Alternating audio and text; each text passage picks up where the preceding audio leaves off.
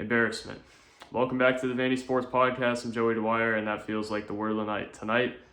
An embarrassment for this program, and in year 5, it shouldn't feel like this. At Vanderbilt, it shouldn't feel like this. This is where Vanderbilt's at right now, and the same story feels like it's been applicable a few times. You go to Arizona State, Boston College, San Francisco. You even look at Presbyterian, maybe not NC State, but Vanderbilt has left far too many nights feeling this way, feeling dejected and feeling like it wasn't particularly close to beating a team that it had a chance against. Texas Tech is a good team. It has good guards.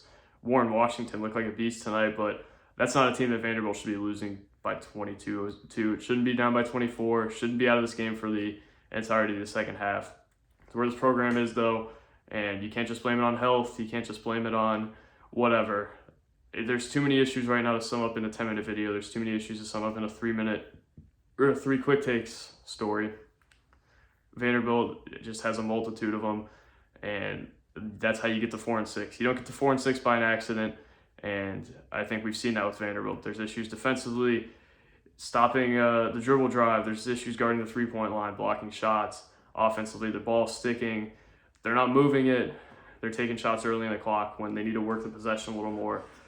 Just same mistakes over and over again, and that's kind of where we're at right now. Before we keep going, today's show is presented by the Wash House, which is also our presenting sponsor for basketball season. Are you dreading laundry day? Is it stealing time for you to do the things you truly enjoy? Let the laundry professionals at the Wash House take care of that for you. With 2 convenient locations in the greater Nashville area, just drop off your dirty laundry, and our professional attendants can give you back the one thing you can never have enough of, your time. Within 24 hours, you can pick up your nicely folded, fresh and clean laundry ready to be put away. Check out www.washhouseclean.com. Get your time back. Again, what do you even say at this point? I read a great story by Mike Rutherford. He covers Louisville. And you just look at the dumps that both programs are in, and it's just difficult to come up with new and innovative ideas as to what to say about these teams. And I never thought that this season Vanderbilt would be in that conversation with a Louisville, with a DePaul. It's lower than both of those teams in Ken Palm. It's probably going to be lower than Louisville in the net, and it's the second lowest Power 5 team in the net. Before this game, probably going to be worse after that. It was a 7.5-point spread. Cover the spread, win or lose by 20 plus. That's how you move the net, and Vanderbilt didn't do either of those, and actually had the opposite happen in both of those. It's just the same things over and over again, and you thought Presbyterian was unbelievable. It was unexplainable, and as you see this team play more and more, I think you believe kind of the opposite here. Presbyterian is not a world beater in itself. Not many teams on Vanderbilt's schedule have been. It's going to see its first world beater when it plays Memphis in a few weeks, and it feels like that game is going to be really difficult for Vanderbilt, as are all these games. When you don't defend, when you give up 13-second chance points like Vanderbilt did, when you don't move it, I think that's probably the most frustrating part about this team to watch. It's just the lack of ball movement, the shots they take early in the clock. They have talented players. I don't think the talent differential is really much at all between them and Texas Tech, but the difference, Texas Tech knows who it is, it has an identity, it plays together, it moves the ball, it defends, it wants to dictate the pace, and Vanderbilt doesn't really seem to be able to do those things that Grant McCaslin's team does. That team is really well coached, and tonight Vanderbilt didn't look super well coached. The ball sticks. They don't have much of an offensive flow unless, they don't have much of an offensive flow unless there's a play called. And again, we've went over this. They have over 200 plays. They're going to use 20 or 30 in a game, and I don't know if these guys fully grasp those sets yet. And their pick and roll offense is bad. They're dribbling it out, backing it out almost dang near every possession. You hate to rag on these guys, and it's just getting more and more difficult to find positives with this team. Vanderbilt Lubin, I think, has been pretty good recently, but he's kind of on an island there. Even he didn't rebound at Super Bowl tonight, just 4 rebounds for him. Man, what a brutal night for Vanderbilt. We didn't even get to perhaps the worst part, which is Colin Smith's injury. Jerry Stackhouse said that it's a significant Achilles injury. He didn't fully commit to it. I don't know if he's got official word on it. He probably hasn't come to the doctor or whatever. Colin Smith's another loss. Vanderbilt for this season had, let's just say it loses Colin Smith for a month or so. It will not have had, moving into the new year, its starting lineup for more than one game. and that's not an excuse. It's just showing where this group is at. I don't really know how you find positives here. Colin Smith is a heck of a rebounder. I think he's a guy who gives you a lot of lineup versatility, and now Vanderbilt has to commit to either small ball or going with two bigs, and I don't think either of those have been super pretty this year. They probably won't continue to be super pretty. When Vanderbilt went to a multi-team event a few weeks ago in Vegas, felt like this thing was kind of going downhill, and now it feels like it's spiraling. Losing to San Francisco the way they did and how dead the gym was, the public call out of Tyron Lawrence. Stackhouse was happier tonight with what he saw from him, but I don't really know how real that is. I think it's a lot of just trying to sugarcoat stuff, trying to find positives in anything, but it's just unbelievably frustrating to see what's come of this program and where this program stands. Again, just embarrassing loss for them, and I don't really know how I can come here and say really any positives. Did they have one double-figure score tonight, and that was Vanessa Lubid? I don't get how Jason Rivera-Torres isn't playing a lot more. I think Jason Rivera-Torres obviously makes mistakes. We've seen that. I saw in the second half, Kevin Ingram pointed out, which I think was a good point, that he closed out late on something, but, I mean, what do you do here? This has just gotten to a point where you're in the conversation with a team like Louisville, and you're in this conversation with DePaul, teams that you should never, ever be in the conversation with in year 5 of a coaching tenure. Kenny Payne is going to get fired probably in the next 2 weeks, and Vanderbilt is lower than them in Ken Pom by 20 spots or so, and it's probably going to be lower than them in the net. Louisville has a ton of disaster surrounding its program. It lost to DePaul.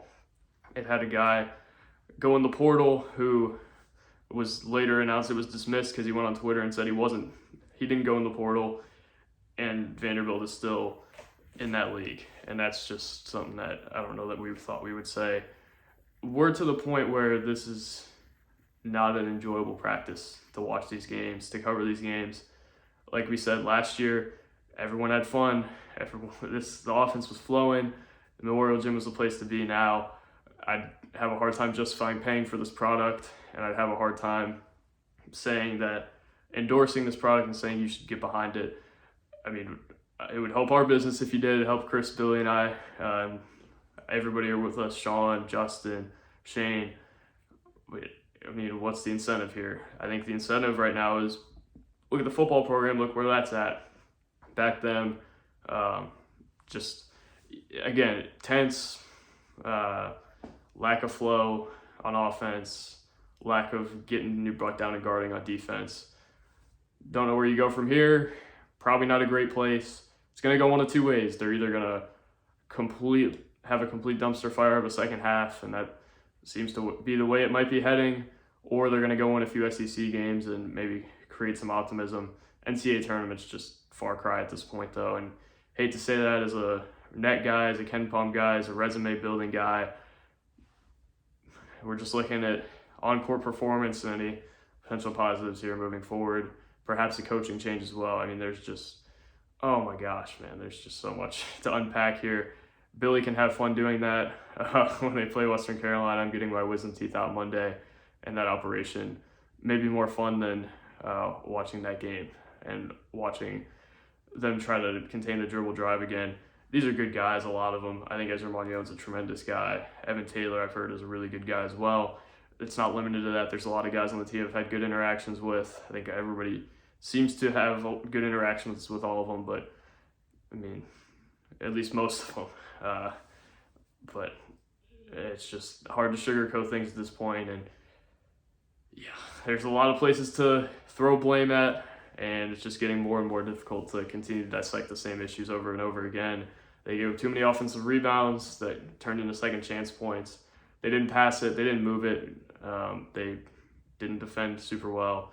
Just another really, really poor night for Vanderbilt basketball. And Shea Ralph's team is looking like far and away the better team out of the two. They could be at 13-1 before league play starts, and that's really where you look for optimism here. And you look at every other sport. Football, you have the NIL, you have Tim Beck, who was just named offensive coordinator. Well, I guess not named, but reported to be offensive coordinator. You have something to look at in every other sport and say, well, we got this. Vanderbilt men's basketball, I'm not sure you have that. You have Jason Rivera-Torres, a great freshman. Lee Crusty played well tonight, but what are the odds that you even keep those guys and retain them, even if you keep Stackhouse? I don't know, and I don't want to speculate on their minds. I just don't have faith in their ability to retain a roster. Jordan Wright had 33 points today. Dylan Dessou had 17. Is that more than Vanderbilt had today? 33 plus 17. I don't think it's more than Vanderbilt had, but it's dang near close, and that's kind of where we are. I think a lot of people took those guys for granted, and I think a lot of people hate that I point out that a lot of people took them for granted, but it's where we're at. There's a lot of guys who help this team that aren't helping this team, and that's kind of a testament to their ability to retain a roster, and that's where we're at. So, in conclusion, same conclusion we've had for the last couple weeks, just becoming more and more evident now that that conclusion early on that we got pushed back on was correct.